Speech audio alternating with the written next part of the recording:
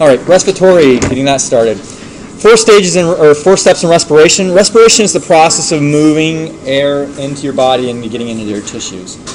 It's a whole process. There are actually 2 subcategories of this. So when you're breathing, you have to look at the different steps. The first one's exchange between the external environment, so everything in this room, and my lungs, right? So I need to get the air from out here into the lungs. Is that good enough? No.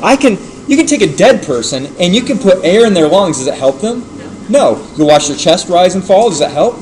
No. You're just putting oxygen into their lungs. That's the process, or the first process. That's just exchange. Right? That process is technically called ventilation. You're ventilating them. You're just putting air in and out. It only helps them if they're actually living and pumping blood. Second thing, you have to have exchange between the CO2 and the oxygen, between the alveolar wall and the blood supply. So now you're talking about this process of what? Going from high concentration oxygen to low concentration. Second one's called diffusion. So you have to have ventilation getting the air in, but then you have to have diffusion. What do you know about the higher oxygen concentration you put in the lungs? Think Fick. Fick's law tells you it's going to move faster. It moves from high to low. The more oxygen, the faster. So why do you give somebody a high percentage oxygen tank? Why do you give them a tank that has higher percentage oxygen to breathe through? Because you're increasing the rate of, or the amount of oxygen in their lungs, which increases the rate of diffusion into their blood, right? Like when somebody has emphysema, their lungs they're crap, right? Right. You're not going to fix their breathing. What you do is you put more oxygen in their lungs so that what's happening? It's diffusing faster, right? It's diffusing faster. That's step number 2. It's that diffusion you're trying to get, the exchange between the alveoli and the blood. Right? Perfusion is talking about the blood coming into the lungs. Perfusion is the blood moving in. If you have ventilation but no perfusion, does it help? What if you have perfusion but no ventilation? They're equally screwed, right? Right. So that would be like filling their lungs with some kind of solid substance and they still have blood pumping, but there's just no exchange because there's no ventilation. Perfusion is getting the blood to the lungs. Ventilation is getting the oxygen to the lungs. Step number 3, oxygen and CO2 are transported by the blood, so it's moving all through the arteries, down through the arterioles. Is there any exchange?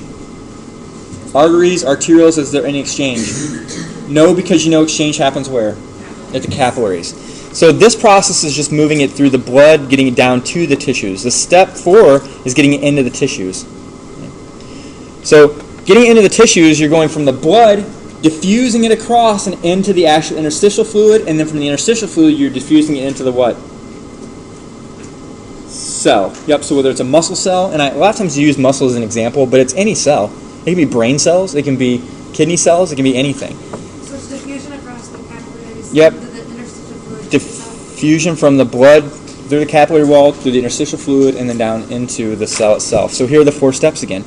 And technically, this first step is external respiration. So external respiration is getting from the outside environment down and in.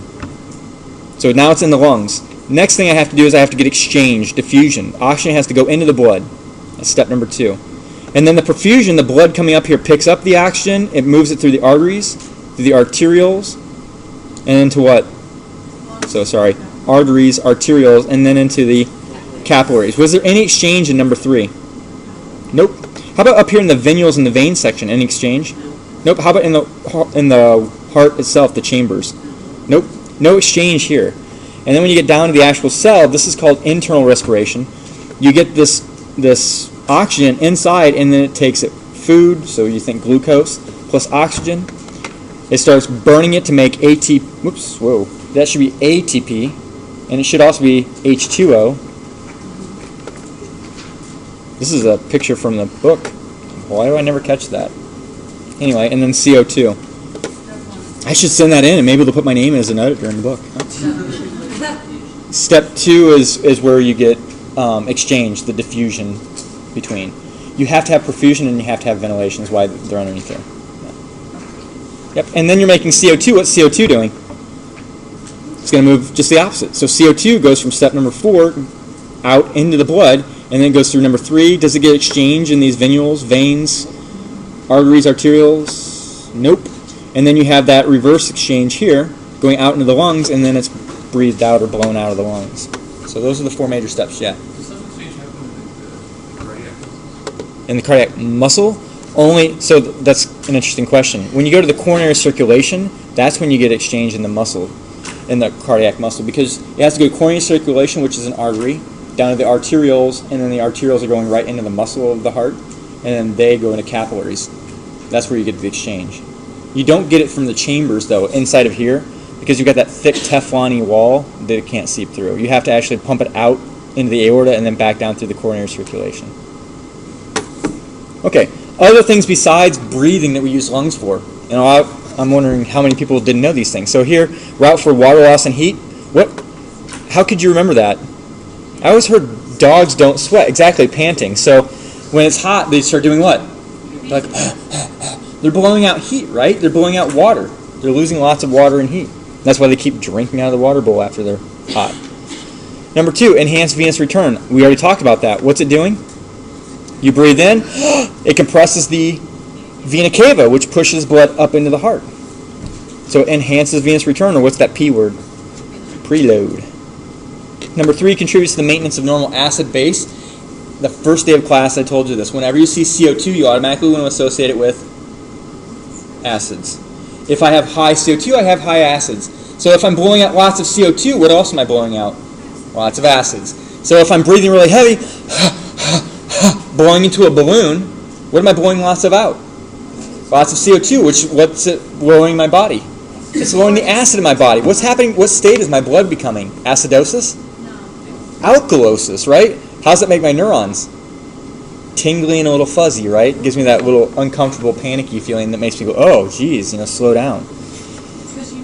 You need CO2. Yeah, you can't be without CO2. You need it. CO2 actually controls your breathing more than oxygen, which we'll talk about in a little bit. No, that relationship's totally unrelated. And then number 4, enable speech, singing, other vocalizations. So sometimes you wish that I didn't have that skill. Number 5, defend against inhaled foreign materials. So this is kind of cool. If you didn't learn this in anatomy, the way that your airway is designed, there's a reason your nose isn't right here, or you don't have 2 noses right here at your nipples, because you need that long pathway. It cleans up the air, it warms the air, it moistens the air. When you breathe, the first thing that happens is the bacteria will go straight up and hit the roof of your nose, right? So up here in the nasal conch. If it doesn't, if it's light enough, then it goes back and it hits the back. So it'll hit the pharynx, right, and sticks to the walls. So that hopefully you get binding and you can kill it in one of the lymph nodes or in the tonsils. If it goes even lower, then you have the trachea that has all those ridges along the side, right? So hopefully that bumpy ride will catch the bacteria. If it goes down, then it branches. So hopefully it hits that intersection. It's like you driving down the road with no hands, and then the road splits. What are you going to do? You're going to hit the intersection, right? So the bacteria has no control of where it's going. It hits that intersection, and then you have branch after branch after branch. It's kind of a cool design if you've never thought about it or ever wondered why, if you're a man, why do I have nipples? I should have noses here, right? I'm kidding. And then number 6, removes, modifies, activates, or inactivates materials. This one, when you looked at that renin-angiotensin-aldosterone system, this is where we're going to talk about it again.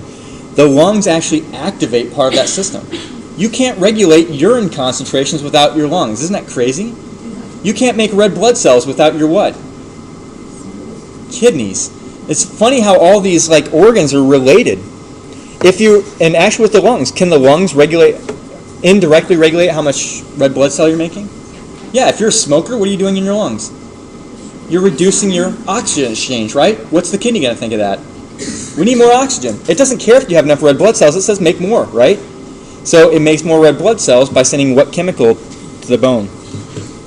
Erythropoietin to the bone, and then you make more red blood cells, making your blood thicker, but now you can carry more flow, right? So here's the pathway. I'm not going to spend a lot of time going through it, but just think about that branching. Bacteria comes flying in. Here's your trachea.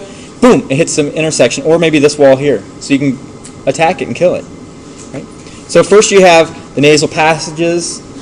They're full of hairs to try and catch things. You have lots of blood vessels up through there to try and do what? Why would you have lots of blood vessels? You don't want that bacteria penetrating those, so there's got to be a purpose for all those blood vessels inside your nasal conch. It warms the blood. It's like a radiator in there trying to warm the air. All that snot, it's trying to moisten the air. So those blood vessels plus that watery snot makes it like vapor in there to help warm and moisten the air. So next time you have a big snotty nose, don't waste it. Put it in a little jar and save it for later. And then it goes to the pharynx, back of the throat, back here, then the trachea, and then it starts breathing the bronchi. So you have the two primary bronchi. And then you actually keep splitting it off. You have 23 divisions of bronchi. Did you know that? It's crazy. And then from there you go to the bronchioles and then to the alveoli. I love this name, bronchioles. Guess what are going to be the resistance airway vessels? The bronchioles. What were the blood? Arterioles, exactly, the resistance vessels. So the structure-wise between the lungs and the blood vessels are very similar. I love that. When you learn them together, the concept of flow is exactly the same for air as it is for blood. So pressure, resistance, etc. Huh? Yep, all those same things will have an effect on it. And then here you can see the bronchioles are covered with what? What were the arterioles covered that allowed them to change their size? What kind of muscle? Smooth muscles. Yep, so they're surrounded by smooth muscles. Can you affect that with the sympathetic nervous system? Arterioles?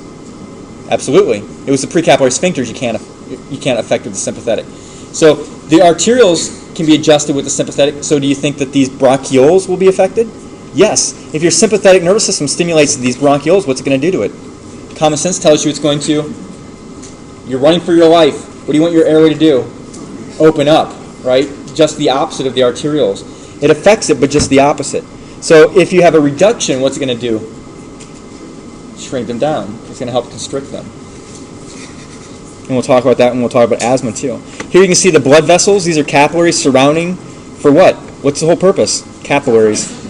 Exchange. Exchange of oxygen and CO2. Right? And then this is where we're going to have to stop.